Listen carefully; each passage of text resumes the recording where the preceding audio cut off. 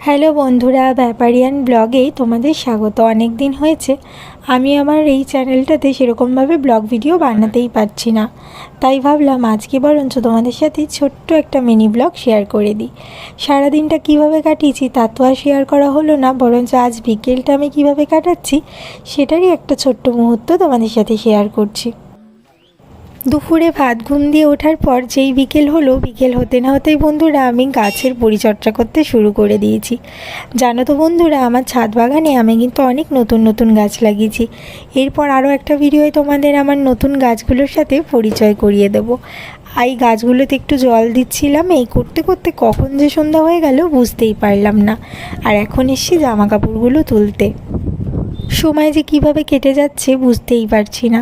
তাড়াতাড়ি করে এখন জামা কাপড়গুলো গুছিয়ে নিচ্ছি। এদিকে দেখছি আকাশ ভরে বেশ মেঘ করেছে, জানি না বৃষ্টি হবে কি না। বেশ হাওয়াও দিচ্ছে, তবে এই মেঘাচ্ছন্ন পরিবেশ দেখতে কিন্তু খুব ভালো লাগছে। যাই হোক, আমার জামা কাপড়গুলো গোছানো হয়ে গেছে। এবার আমি নিচের দিকে যাব, কারণ সন্ধ্যা হয়ে গেছে। ছাদের জামা কাপড়গুলো তুলেছি আর আমার গাছগুলোতেও জল দেওয়া হয়ে গেছে। আর এখন এসেছি নিচে, এসে এবার একটুখানি নিজের জন্য কফি করব। আসলে যা গরম পড়েছে, এই গরমে আমাদের বাড়ির কেউই চা কফি সেরকম খেতে চায় না, কিন্তু আমার আজ একটু ইচ্ছে করলো যে একটু কফি বানিয়ে খাই। তা ফ্রিজে দেখলাম বেশ কিছুটা দুধও ছিল, তার জন্য আমি একটু কফি করেই খাচ্ছি। এরপরে আবার কখন আমার মেয়ে চলে আসবে, তারপর আবার আর নিজের খাওয়ার সময়টা পাবো না, তাই ও আসার আগেই একটুখানি নিজের জন্য কফি করে খেয়ে নিচ্ছি। আসলে এখন এরকম হয়েছে, সারাদিন আমার মেয়েকে নিয়েই কেটে যায়, এত ব্যস্ততার মাঝে কাটে যে নিজেকে টাইম দেওয়ার মতনও সময়টা খুঁজে পাই না।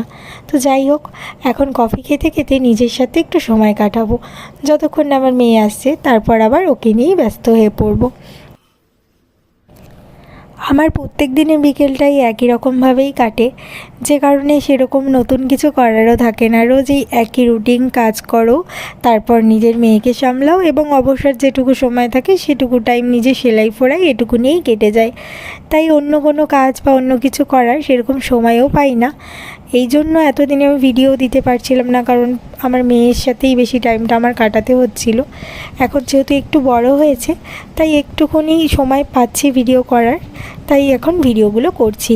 আর অনেকেই জিজ্ঞাসা করেছে, তুমি তোমার মেয়েকে কেন ক্যামেরার সামনে আনো না বা ভিডিও করো না। আসলে আমি যতটা পারি ভিডিও ফোন থেকে ওকে একটু দূরে রাখার চেষ্টা করি, তাই ওর সামনে ফোনটাও একটু কম ঘাঁটি।